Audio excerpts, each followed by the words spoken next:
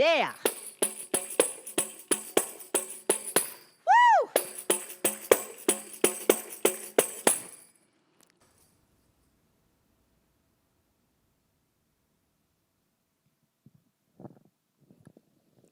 I am Gullah Geechee. I am a fourth descendant of the enslaved Africans who came to the shores of Savannah in 1748. I was born on the coast of Georgia, and I'm known as a Gullah Geechee saltwater girl. I consider myself bilingual, speaking the Queen's English in professional environments, and my Gullah Geechee dialect among family and friends and audiences who want to learn my tongue. Listen to my Gullah Geechee dialect. It is the language of my heart. Day clean means sunrise.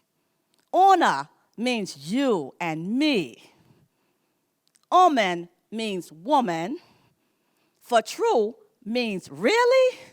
And true dat to new generations means all right, all right, all right. I can still hear the sweet voice of my auntie Ree. She would come into the day clean kitchen and she would begin to shout, Lord have mercy. God done clean the sky. One more again as he prepares us for another day. And then she will begin to sing her song.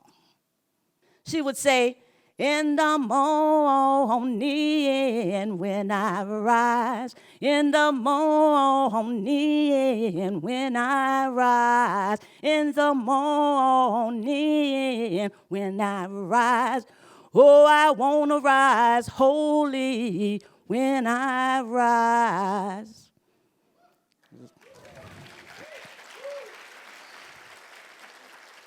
I learned so many gifts that became tools to me from my auntie Ree.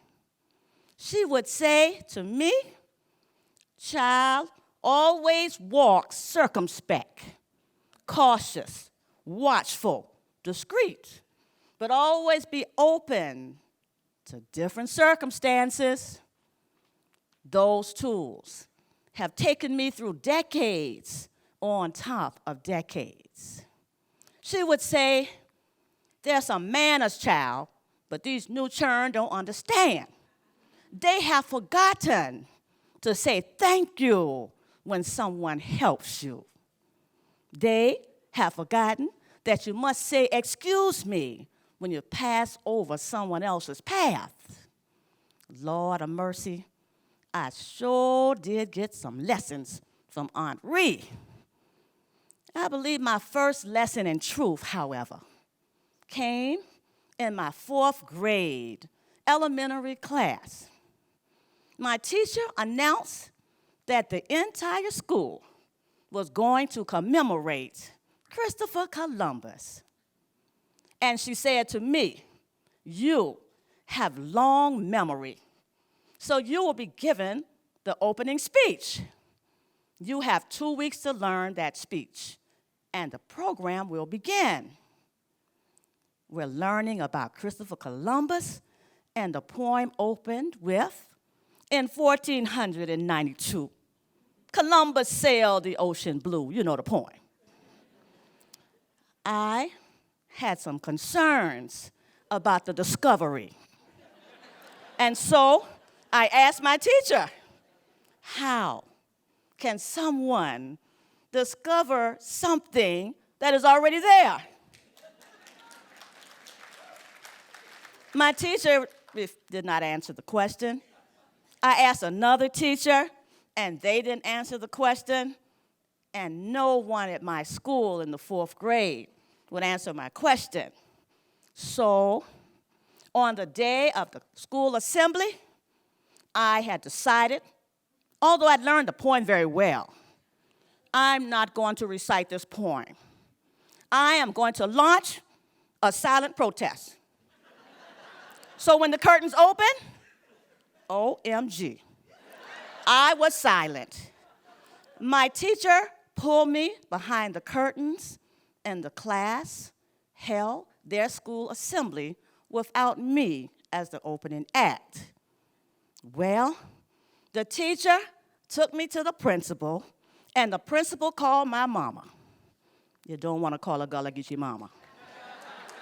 My mama came to the school, and they began to tell her about my one student protest. My mother said to the principal, "How much time are you suspending her? How many days?" The principal said, "Suspending her? She is not suspended. She is expelled immediately." I believe that my first truth came when I was just an elementary student. I was simply seeking truth. I went to a department store with my mother. It was the 60s, and the 60s was a difficult time. It was a hot summer day, and my mother and I were shopping, and I began to get thirsty. I ventured away from my mother to get a sip of water. As I went toward the water fountains, there were two fountains in the 60s. One was a white basin that you could turn, a little spindle, and stoop over, and it had a sign attached to the wall that said colored. There was another fountain that was stainless steel, and that fountain said whites only. That fountain looked very cooling to my soul, so I took a sip. And as I took a sip, 3 sales ladies came toward me, shouting, "No, no, you cannot drink from that fountain." My mother began to come quickly to me and said, "Come on, child, let's go." That was my first experience with segregation. From time to time, I can still hear the sounds of those sales ladies saying, "No, no, no, you cannot drink the water," to this very day. I went to high school and college, and I landed smack in the middle of post-civil rights. We had rallies for voter registration. I remember going to Washington, D.C. for the national fight for the holiday for Dr. Martin Luther King and getting involved in presidential campaigns. I realized then that I was using all of my auntie Ruth's tools for truth speaking. Lord of mercy. In 1985, I joined a statewide coalition in Georgia to fight for the elimination of the death penalty for disabled inmates. We had folks from all walks of life to join us, and we said that this law is immoral and unjust, and our truths won. In 1985, they no longer were able to execute mentally disabled citizens. I now have a new project. It's a mission work, you know.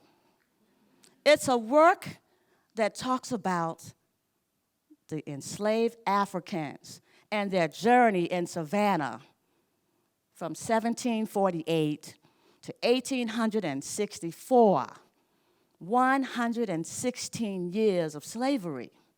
However, our beloved city has redacted, erased, expunged the story. It is time for a holistic history, y'all. We must tell the entire story, the good and the bad. 1619 enslaved Africans from West Africa hit the shores of America in Richmond, Virginia. We have women and children and men that worked from Kansas to Kansas, from sunrise to sunset in Savannah, Georgia. We need to commemorate and heal. It's time for markers. It's time for memorial parks. It's time for a timeline. That was 1619, and it's now 2019.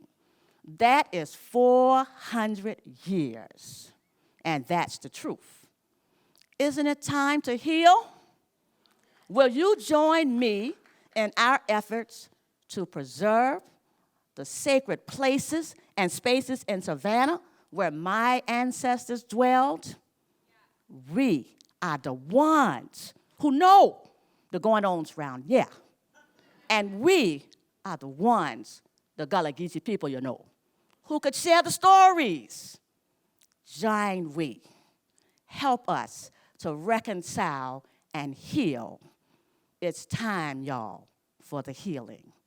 Ashe-o, ashe-o, ashe-o.